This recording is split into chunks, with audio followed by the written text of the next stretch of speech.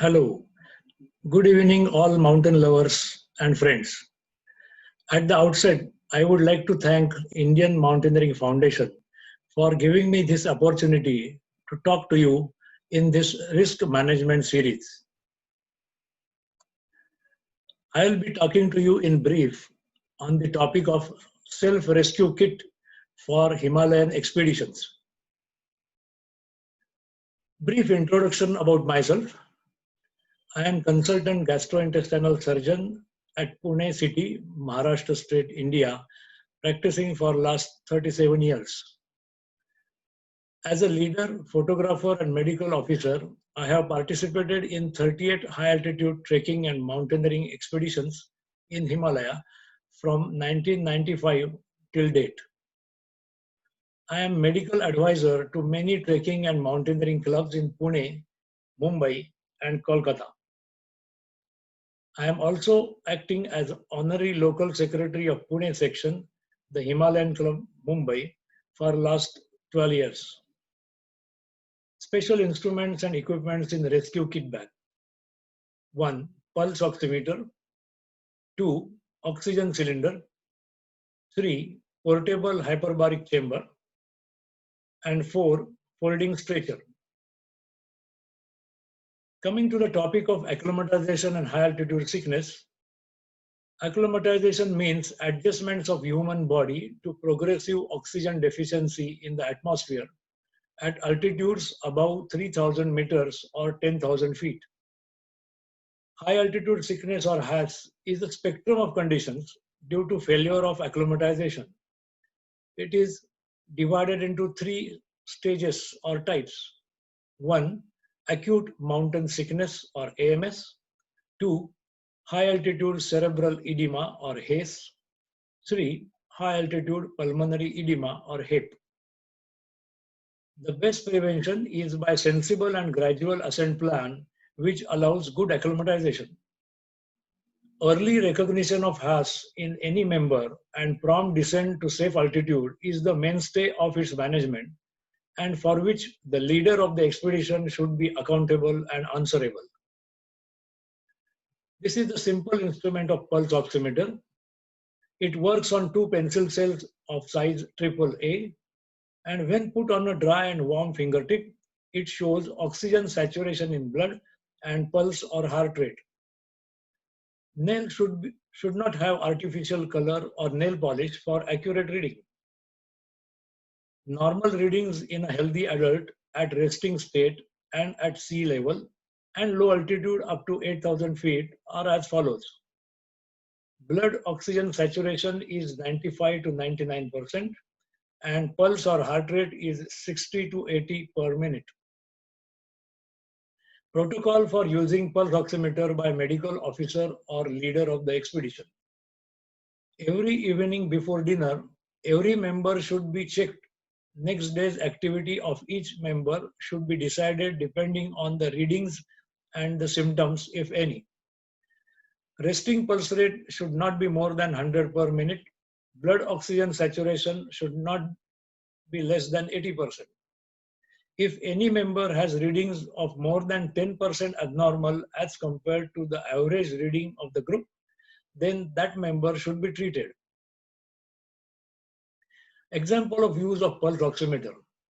In year 2002, I led a group of 24 trekkers aged 40 to 60 years to Mount Kailas and Lake Manasarovar high altitude pilgrimage.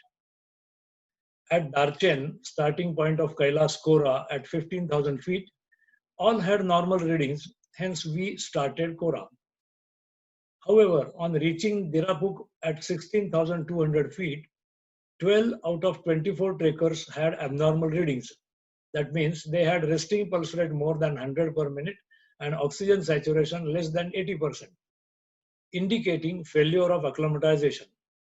Hence, they were advised to turn back next day for descent to Darchen, where they recovered well. Other 12 trekkers who were fit with normal readings, they continued Kora over Dolmala Pass, which is 18,600 feet, to reach Jatulpuk in evening safely. Thus, the decision based on pulse oximetry proved right for both the groups. Next is oxygen cylinder. A lightweight oxygen cylinder specially made for mountaineering purposes. It weighs 3.5 kg and contains 720 liters of oxygen in compressed liquid form. It has face mask, tubing, and regulator with flow rate of 0.5 to 4 liters per minute. Oxygen should be given at the rate of 2 liters per minute to any individual with symptom of breathlessness at rest and oxygen saturation less than 80%. One oxygen cylinder will last for only 6 hours if given at the rate of 2 liters per minute. Example of use of oxygen cylinder. One case of death during an expedition in Uttarakhand, Himalaya was referred to me for expert opinion. A member developed breathlessness at night due to severe high altitude sickness at Nandanvan camp above Gomukh. He was given some medicines like Dimox tablet, etc. by their leader. There was neither medical officer nor any oxygen cylinder with that expedition. They carried him somehow up to Bhojbasa in next 2 days, but he died there. Postmortem confirmed lung edema as cause of death. Insurance company was not paying the claim amount, stating the negligence by team in not carrying oxygen cylinders on expedition. Finally, the claim was settled only on the humanitarian grounds. Third is portable hyperbaric chamber or PHC. There are 3 types available. One, Gamo bag. It is cylindrical in shape, 2.5 by 0.6 meter in size, 6.5 kg weight, operated by foot pump.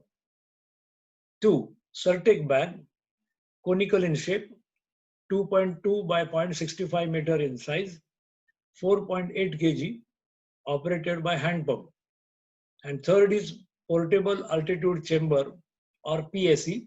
It is a mummy-shaped bag weighing 8 kg and operated by foot pump. It is a lightweight air inflatable bag pressurized by foot or hand pump, useful in treatment of severe AMS or HACE or HAPE for relieving the symptoms and buying time to descend to safety or arrange for the rescue. It should not be used for prevention and treatment of mild AMS. Only trained person or doctor can use this equipment as severe complications are possible with its improper use. Practical upper limit for its use is 7,000 meters or 25,400 feet, as it is very strenuous to operate this chamber at higher altitudes. Chamber should be taken to the highest camp below 7,000 meters or 25,400 feet, as it is difficult to take it up but easy to take it down in an emergency. Protocol for using PHC is as follows. Pressurize by pushing air into chamber by hand or foot pump until pop-off valve hisses and then maintain for 60 to 120 minutes, which results into effective lowering of person by 2,000 meters or 6,500 feet. Hidden part of the transparent portion has transparent portion to have sign communication between the person inside and those treating from outside. Deflation of the chamber should also be gradual to avoid earache. Amount of oxygen available on the expedition is usually limited, but the continued use of chamber is only limited by human power. Effect of amelioration of symptoms lasts for maximum 12 hours, and therefore rebound symptoms will occur if staying at same altitude. Any person needing chamber treatment should not reascend. Gamo bag in this picture is seen to be inflated by foot-operated air pump, and member placed inside is constantly observed through transparent part at the head end of the bag. Example of use of Gamo bag. In year 2012, I led a group of 8 climbers to Khumbu region of Nepal for attempting Island Peak, which is 6,190 meters or 20,400 feet high. We first did Everest Base Camp trek for acclimatization and then went to Chukung Valley for attempt of Island Peak. On reaching base camp at 5,000 meters, that is 16,500 feet, one lady aged 50 years developed severe high altitude sickness. She was treated with oxygen and medicines for one night, but the next day, weather worsened, so also her condition. Rescue by helicopter was not possible due to poor visibility, and rapid descent of 1,000 meter or 3,000 feet was not possible in that terrain. Hence, the only option was to put her in Gamo bag for a few hours. She improved dramatically and was rescued next day by helicopter. Coming to the treatment of severe high altitude sickness. Oxygen to be given 2 to 4 liters per minute to bring saturation above 90%. Injection dexamethasone or Decdan, intramuscular or oral tablet 8 milligram 12 hourly is life-saving steroid, drug that reduces brain swelling, reduces headache and nausea, and improves coordination of movements and therefore balancing. Tablet acetazolamide or Diamox 250 milligram 8 to 12 hourly. It reduces lung swelling by producing more urine and improves oxygen saturation in the blood. Tablet nifedipine extended release tablet of 30 milligram given 12 hourly improves circulation and function of lungs and heart. What are the indications for rapid rescue and evacuation of a member? Severe high altitude sickness like high altitude cerebral edema or high altitude pulmonary edema. Severe injuries like fractures of bone, dislocation of a joint, injury to head, chest or abdomen. Frostbite of fingers of hands or toes of feet. Fever due to any infection, dehydration due to gastroenteritis. The safest, the quickest, and the best method of evacuation is by rescue helicopter whenever available. But if it is not available, then evacuation by a portable stretcher is the next best option.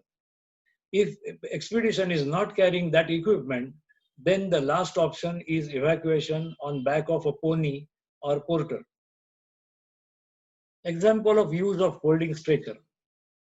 In year 2005, I led a group of 12 trekkers to Nanda Devi Sanctuary in Uttarakhand, supported by Garhwal Mandal Vikas Nigam guide, cook and porters. Beyond Lata Kharak camp, one lady member had a fall and sustained an ankle fracture. After immobilization of her foot by a makeshift splint, initially she was carried on back of porters to the campsite.